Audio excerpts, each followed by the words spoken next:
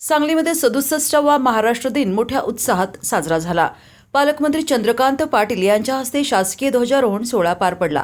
Police मुख्यालयाच्या क्रीडांगणावर पार पडलेल्या ध्वजारोहण सोहळ्याला जिल्हाधिकाऱ्यांसह अधिकारी आणि कर्मचारी मोठ्या संख्येनं उपस्थित होते। या निमित्तानं मंत्री चंद्रकांत पाटील यांच्या हस्ते पोलिसातील उल्लेखनीय कामगिरी आणि जाणारे पोलीस अधिकारी आणि कर्मचाऱ्यांचा सत्कार करण्यात आला।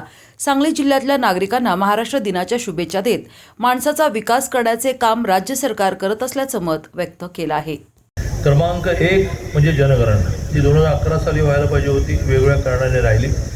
जी जनगणना नीट होण्यातून देशाचं संख्यात्मक चित्र, त्या संख्येमध्ये लोकसंख्या म्हणून संख्या असेल, आर्थिक स्थिती म्हणून संख्या असेल, जात म्हणून संख्या असेल, धर्म म्हणून संख्या असेल, ही स्पष्ट होत असते। आणि त्यावेळी प्रत्येकाची ही भूमिका असली पाहिजे, प्रत्येकाचं हे कर्तव्य असलं पाहिजे की जनगणना होण्यामध्ये माझा सहभाग असेल। तसंच इतिहासात पहिल्यांदाच SIR म्हणजे आपल्याला कळण्यासाठी सर्व म्हणजे याद्यांचं पुनर्निरीक्षण सुरू आहे।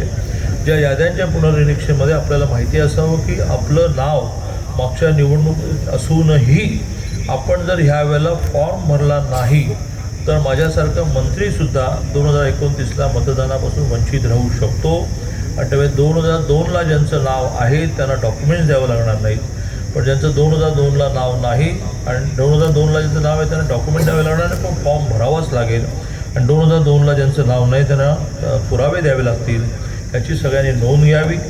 बिहारमध्ये जवळजवळ 58 लाख आणि माझ्या माहितीप्रमाणे बंगालमध्ये 60 लाखापेक्षा जास्त नावं ही मागच्या यादीतून वजा झाली। ज्या वजा होण्यामध्ये जे मतदार आहेत त्यांनी घाबरण्याचं कारणच नसतं।